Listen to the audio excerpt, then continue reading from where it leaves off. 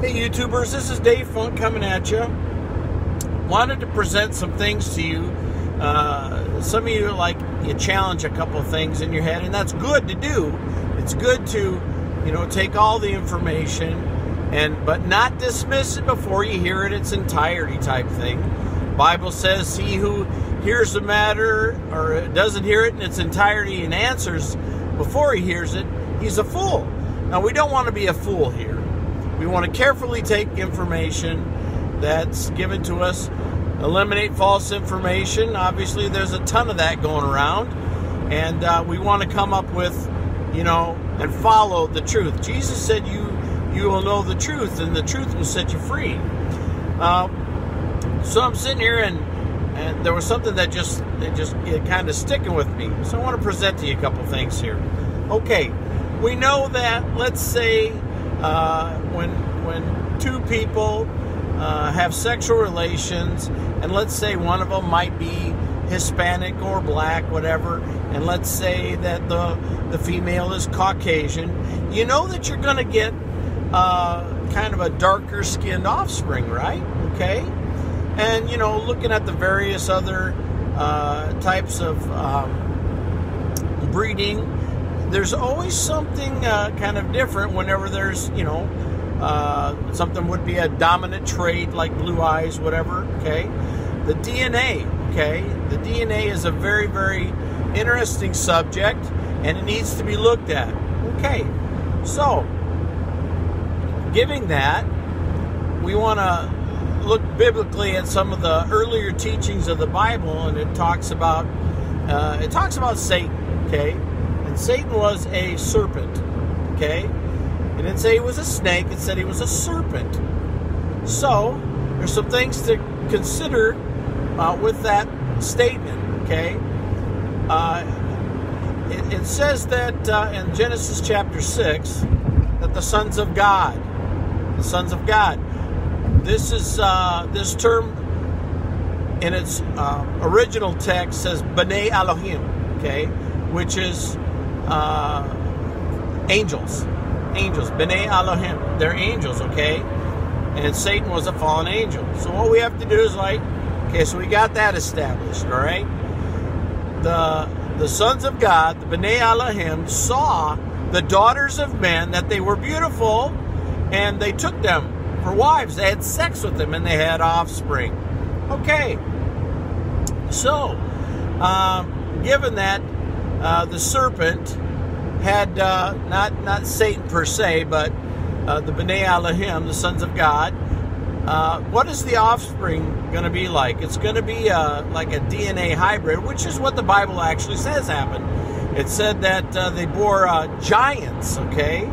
And there's some videos out there that are people taking pictures of certain, rock formations and stuff like that. Basically, they're like fossilized monstrosities, okay? But I want to take that a step further. There's this thing out there that's talking about reptilians. So what would a offspring of a serpent type being, i.e. a B'nai Elohim, crossed with a human offspring, what would that be like? Also, given the fact that there is, genetic test tube stuff going on in these little think tanks all around the world. We know that Hitler was into this. There's a place in South America that sports the highest population of identical twins. So we know that just even in our normal technology, human technology, this is fallen angel technology, and they're very, very, very far in advanced over what we could possibly imagine. So, given that situation, I happen to believe that there is a reptilian slash race going on, and that they are an offspring. I don't believe they're aliens. I don't believe they're anything other than a demonic off-breed from a forbidden union. This is a forbidden union for them to have done this. Obviously, this is an abomination to the Lord. But I think what people need to look at is this. There's depictions, stories, historical records from China, India, all across, Native American Indians, Mexico, of a reptilian type being. And these were, quote unquote, they were like leaders, kings. And in the Mexico, Incas, they used to, do sacrifices to these entities, okay? So, in these days, I strongly believe, absolutely believe that we're going to see a comeback of this stuff, but not quite yet, because it's an army. And Satan's kind of smart too. He's a genius.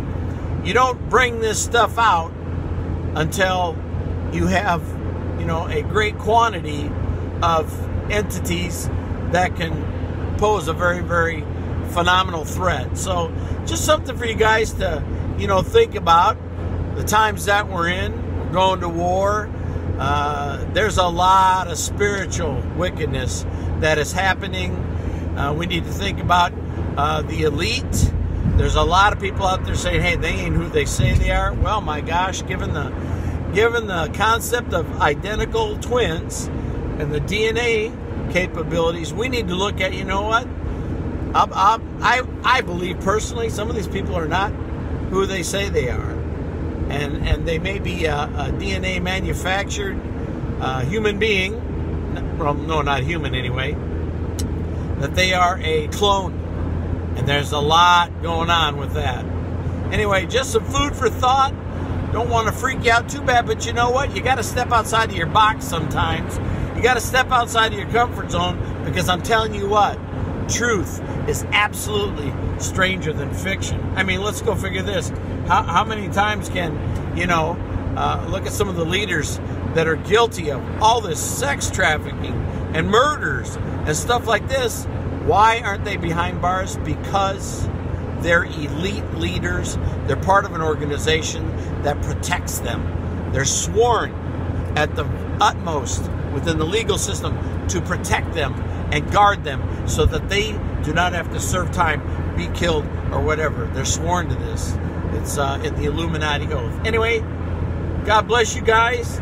May you know the truth, and may the truth set you free. And when you know the truth, spread the truth.